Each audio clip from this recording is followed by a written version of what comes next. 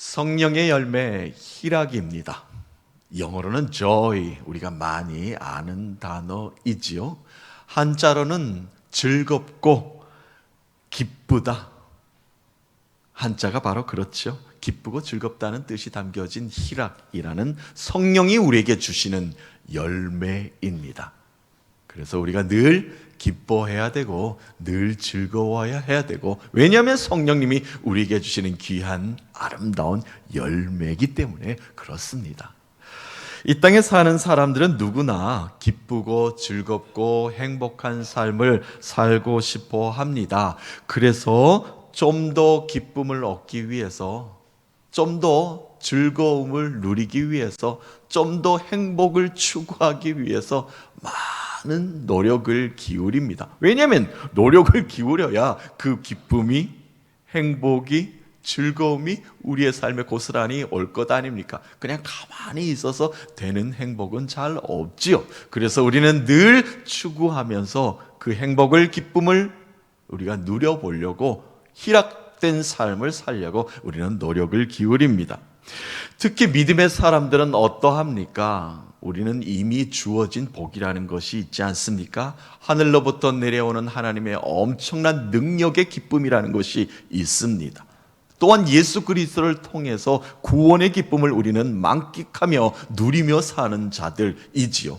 그리고 또한 우리는 성령님께서 매일매일 우리의 삶 가운데 기쁨의 삶을 살도록, 즐거운 인생을 살도록, 행복을 누릴 수 있도록 그 기쁨을 성령님이 매일 우리의 삶 가운데 제공해 주고 있지 않습니까?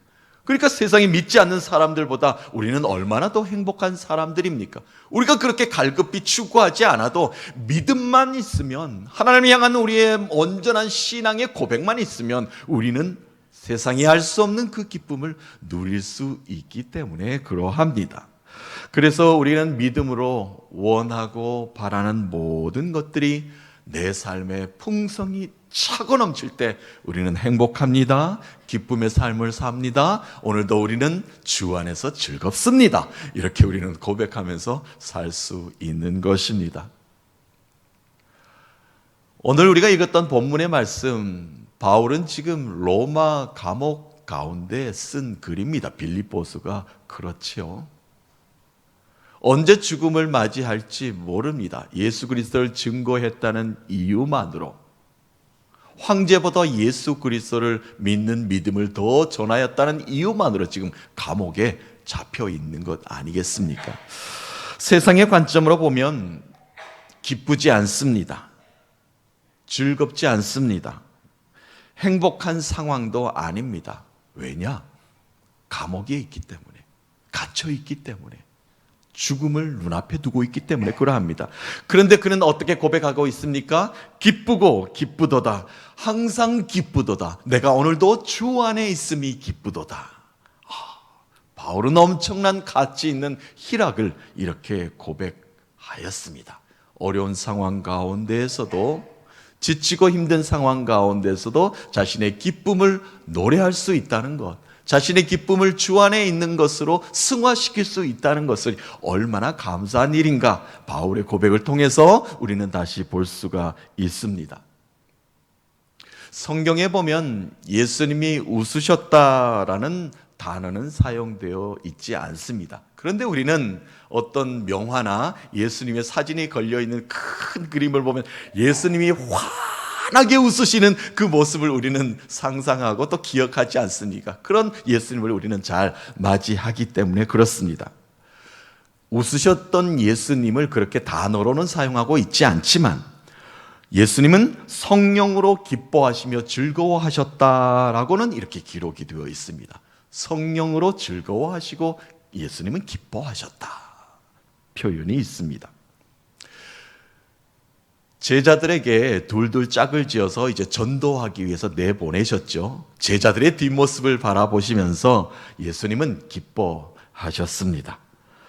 또한 제자들이 깨달음을 얻는 순간 예수님께서는 흐뭇해하시며 미소를 지으셨습니다. 어린 나이를 안으시면서 즐거워하셨고, 또한 혼인잔치에 가셔서도 혼인잔치가 끊이지 않도록 축제의 기쁨을 함께 만끽하셨습니다. 또한 이방인들이 예수님을 초대하셨을 때 흔쾌히 그들의 집에 방문하셔서 함께 식탁 교제를 나누면서 즐거운 축제를 함께 나누셨습니다. 그곳에는 분명 웃음의 기쁨이 가득하였을 것입니다. 문자적으로 이렇게 웃음의 묘사는 없지만 예수님은 하나님의 뜻이 이 땅 가운데 이루어질 때마다 진정한 기쁨과 즐거움을 표현하셨습니다. 하나님의 뜻하신 것이 이 땅 가운데 이루어질 때마다 말이죠.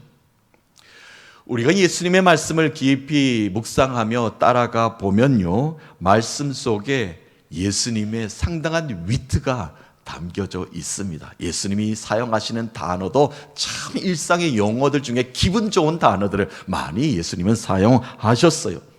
또한 그 상황들이 어두울 수 있고 상황이 무거울 수 있는데 예수님께서는 상황을 아주 가볍고 위로와 평안을 상황으로 이끌어가고 계심을 우리는 볼 수가 있습니다. 왜 그렇습니까? 예수님이 곧 희락이요, 예수님이 곧 기쁨이시기 때문에 그렇습니다. 많은 사람들에게 기쁨을 전달하셨고 많은 사람들에게 그 진정한 기쁨 속에 평안을 깨닫게 만들어 주셨습니다. 그래서 오늘 사도 바울이 이렇게 고백하며 오늘 말씀의 문을 열고 있지 않습니까? 주 안에 있으니 내가 기쁘도다. 주님 안에만 있으면 우리가 기쁘다는 말씀입니다. 주 안에서 기뻐하라. 내가 다시 말하노니 기뻐하라. 주 안에서 얻는 기쁨을 많은 사람들에게 관용을 베풀어라. 알게 하라는 겁니다. 그것이 바로 진짜 기쁨이라는 겁니다. 내가 기뻐야 누구에게 기쁨을 전할 수 있을 것 아닙니까? 내가 기쁨을 알아야 누구에게 진정한 기쁨의 깊은 영성으로 전달할 수 있을 것 아니겠습니까? 우리는 주 안에 있으면 기뻐할 수 있습니다. 왜 그렇습니까?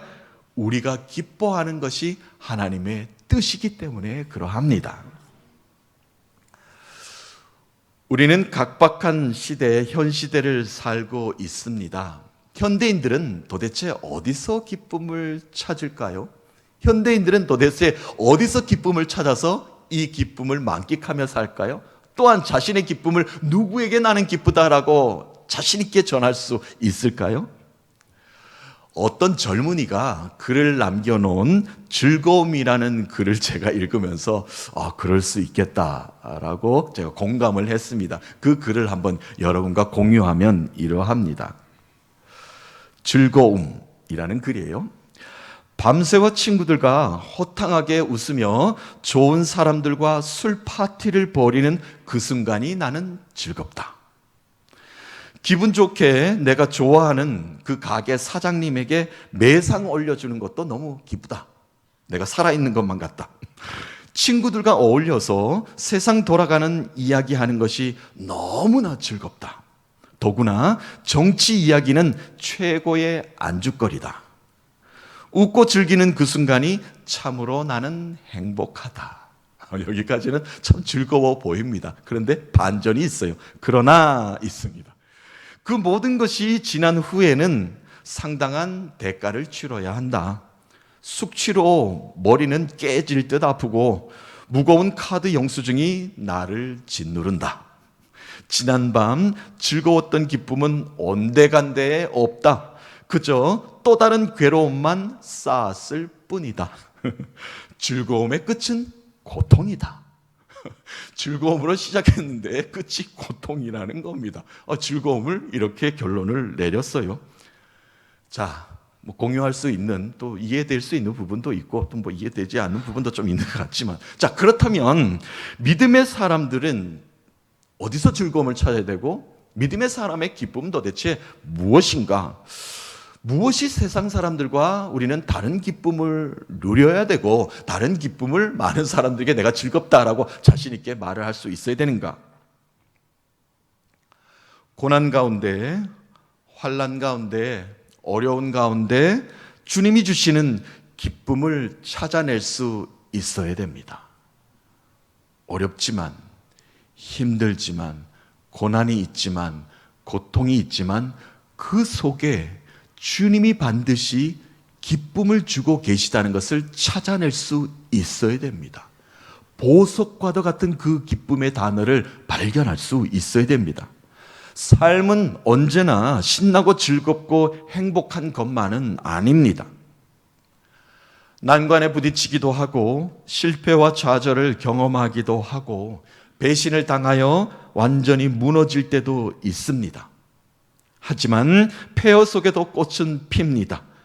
무너진 잔해 속에서도 주님이 주시는 기쁨을 찾아낼 수 있는 자만이 진정한 기쁨을 누릴 수 있습니다. 주님은 이미 우리에게 기쁨을 주셨는데, 우리에게 평안을 주고 계신데 찾아내지 못하니, 그 속에 진정한 아름다운 꽃이 피고 있다는, 싹이 올라오고 있다는 것을 우리가 알지 못하니 그 기쁨을 우리가 회복하지 못하는 것이죠. 예수께서는 제자들에게 고난 속에서도 잃어버리지 말아야 할 기쁨을 가르쳐 주셨습니다. 여러 가지 말씀을 통해서, 또한 상황을 변화시키는 가운데 고난이지만, 힘들지만 그 속에 진정한 기쁨이 무엇인가를 가르쳐 주시면서 해산하는 여인에 대한 비유를 한번 말씀을 하신 적이 있습니다. 여인은 해산의 고통을 겪지만 태어날 아기의 기쁨이 너무나 커서 이전의 고통은 잊어버리게 된다는 겁니다. 아이가 태어나는 기쁨 때문에 해산의 고통은 다 잊어버리게 된다는 것이죠. 이처럼 고난 속에서도 하나님의 어루만지심과 위로하심에 소망을 두고 있다면, 기대함이 있다면 어떤 시련도 기쁨으로 이겨낼 수 있다는 겁니다. 하나님은 반드시 하실 것이다. 지금 이것은 지나가는 길이다. 하나님께서는 반드시 기쁨을 나에게 줄 것이다. 행복을 다시, 위로를 다시 내게 주실 것이다. 이런 기쁨과 기대감이, 소망이 있기 때문에 지금의 모든 현실은 이겨낼 수 있다는 겁니다. 그것이 바로 내게 숨겨진 주 안에서 기쁨을 누리는 것이다. 우리에게 가르침을 주고 계십니다. 그러므로 기쁨은 고통이 없는 상태가 아니라 고통이 지나가는 길목에 있습니다. 예수님이 이 땅에 오셨을 때 하나님의 백성들은 이 땅에서 누릴 수 있는 최고의 순간, 최상의 행복한 시간에 예수님이 오신 것이 아니었습니다. 아무도 예견치 못한 시간, 예견치 못한 장소, 예기치 못한 기쁨으로 찾아오셨습니다. 로마의 압제 가운데 허덕이고 있었습니다. 좌절과 절망 가운데 미래를 내다볼 수 없었습니다. 그런데 예기치 못한 기쁨이 어느 날 이 땅 가운데 하나님의 능력과 은혜와 은총과 사랑으로 오셨다는 겁니다. 그것이 바로 예수 그리스도가 이 땅에 오신 이유입니다. 기쁨을 안고 오셨습니다. 하나님의 복된 소식을 가지고 이 땅에 오셨습니다. 그리고 예수님의 죽으심으로 고난과 죽음의 길에 있던 예루살렘은 그토록 갈망하던 자유와 해방을 얻게 되었습니다. 그들의 삶에 고통을 넘어선 기쁨의 회복이 일어나게 된 것이죠. 주 안에서 기뻐해야 되는 이유가 분명하지 않습니까? 지금의 고난과 어려움을 예수 그리스도 안에서 찾아야 합니다. 그리고 이겨내야 합니다. 예수님이 길이요 진리요 생명이시기 때문입니다. 예견치 못한 시간에 예견치 못한 기쁨을 우리에게 안겨주실 줄로 믿습니다. 또한 이 기쁨은 일시적인 쾌락이 아니라 성령의 열매로 맺어진 영원한 축복입니다. 일시적인 쾌락은 잠시 지나갑니다. 그러나 영원한 축복이 바로 주 안에서 누리는 기쁨이라는 말씀이지요. 예수님 오셨을 당시에도 이스라엘은, 예루살렘은 우상 바알 앞에 춤을 추었고 마시고 노래하였습니다. 그것을 그들의 기쁨 삼았습니다. 세상의 우상들 앞에서 쾌락을 즐겼습니다. 시간 가는 줄 모르고 놀고 또 놀았습니다. 예수님이 그 시간을, 잘못된 시간을 멈추어 세우셨습니다. 주 안에서 기뻐해야 되는 이유가 무엇입니까? 내 인생의 쾌락을 주님께서 멈추게 하셨습니다. 세상의 즐거움이 아니라 예수 믿는 기쁨으로 살게 하셨습니다. 영원한 생명의 기쁨을 누리게 하셨습니다. 그 은혜에 우리는 감사할 수 있어야 합니다. 내 인생의 잘못된 길을 멈추게 하신 주님 감사합니다. 내 인생의 잘못된 것을 노래하게 하신 것을 멈추게 하셔서 감사합니다. 내 인생의 잘못된 것이 기쁨이라 여기며 즐거워하던 나의 삶을 멈추게 하셔서 감사합니다. 주께서는 새로운 기쁨을 주시기 위해서 나를 온전한 길로 인도하고 계시다는 겁니다. 그것이 바로 주 안에서 기쁨을 누리는 것입니다. 사랑하는 성도 여러분, 주 안에서 항상 기뻐하는 삶을 사시는 모두가 되시기를 주님의 이름으로 축복합니다. 주님은 내 삶의 고난과 아픔 속에서도 예기치 못한 기쁨을 이미 준비하고 계십니다. 주 안에 있으면요, 고난을 넘어선 기쁨을 맞이할 수 있습니다. 그래서 우리는 늘 주 안에 있어야 합니다. 항상 기쁨의 열매를 간직하고 사셔서 성령 충만한 은혜의 삶을 사시는 모두가 되시기를 주님의 이름으로 축복합니다. 두 번째로 성령이 말하는 기쁨은 기다림입니다. 기다림.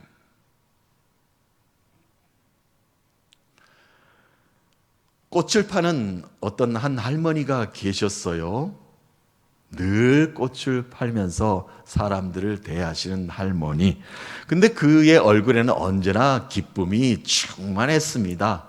손님을 뵐 때마다, 또 지나가시는 사람들 볼 때마다 웃어주면서 인사하고 또 반겨주고 또 그들의 안부를 물어주고 늘 웃는 모습을 보였습니다. 그것이 늘 궁금했던 단골 신사 한 분이 계셨어요. 늘 가서 그 할머니에게 꽃을 사던 한 분이 오늘은 내가 가서 비결이 무엇인지 좀 배워야 되겠다. 할머니는 왜 이렇게 늘 웃고 기분 좋게 우리를 대해주는가 한번 물어보고 싶었습니다.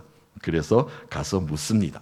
할머니는 근심 걱정이 없으신가 봐요. 늘 밝게 웃으시니까 말이지요.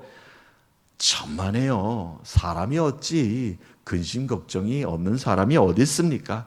내게도 많지요. 그런데 할머니 어찌 그리 매일 기쁘시게 사실 수 있습니까? 매일 기쁘게 한 번도 화를 낸 거 본 적도 없고 근심 걱정의 얼굴이 아니었는데 어떻게 그렇게 사실 수 있습니까? 왜요? 궁금해요? 내가 좀 가르쳐 드릴까요? 3일의 비밀이 내게 있지요 라고 이렇게 말을 하였습니다. 3일의 비밀이요? 그것이 무엇입니까? 할머니가 이제 입을 엽니다. 걱정거리가 있을 때마다 주님께 나는 3일의 기회를 드립니다.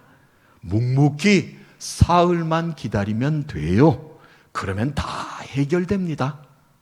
사흘 만에 주님께서 부활하신 것처럼 굳게 그것을 믿고 있으면 됩니다. 기다리면 다 됩니다.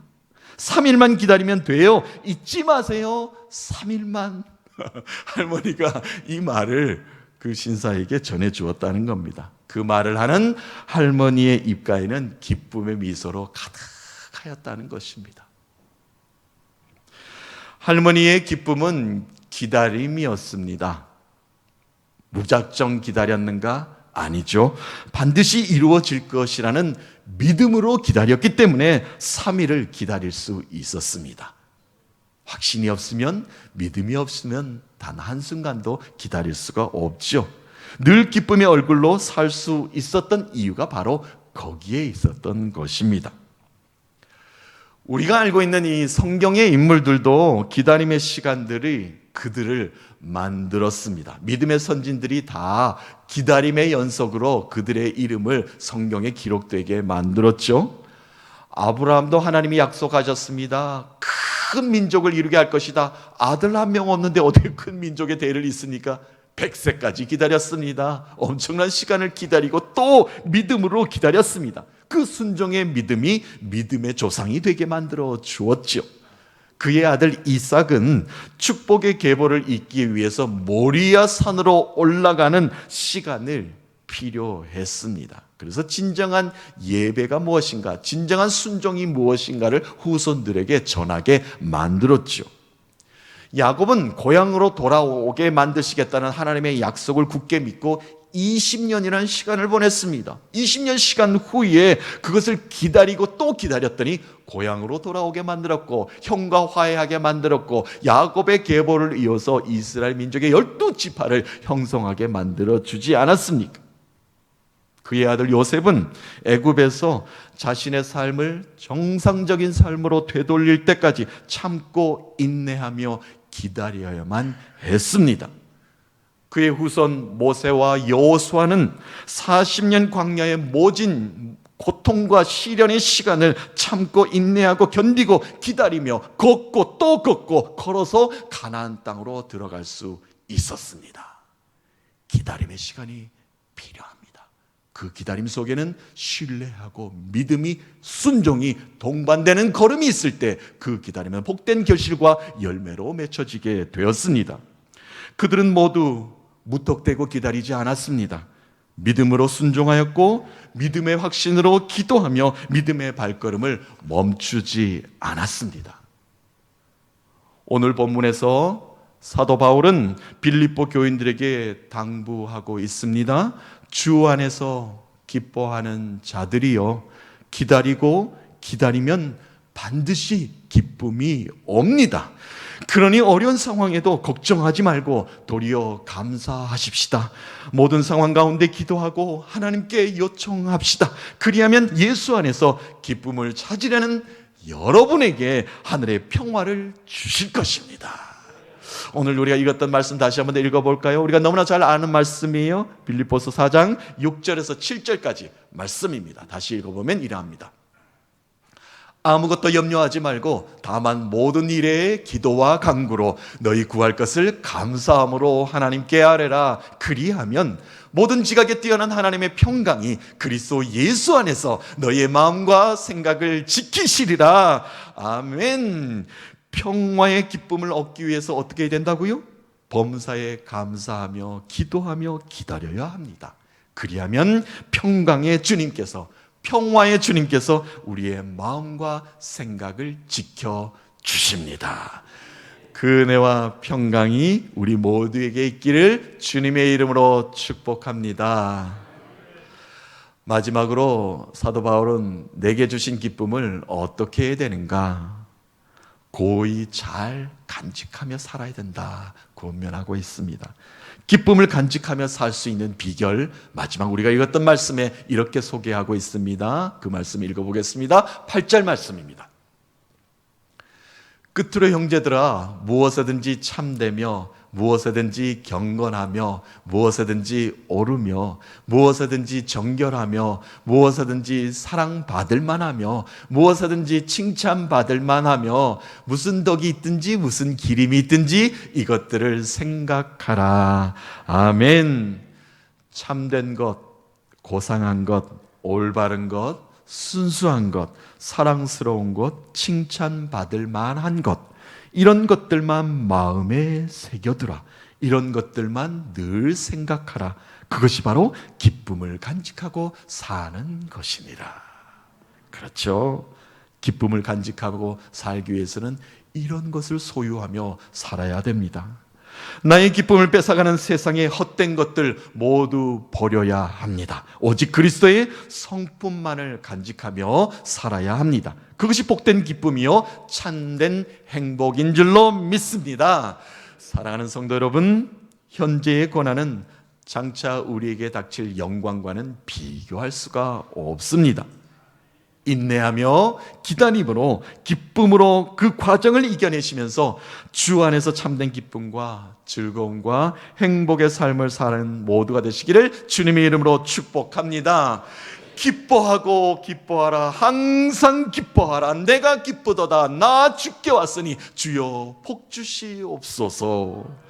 이 고백의 찬성으로 한 주간 그 기쁨으로 승리의 삶을 사시는 믿음의 권속들 되시기를 살아계신 예수 그리스도의 이름으로 축복합니다.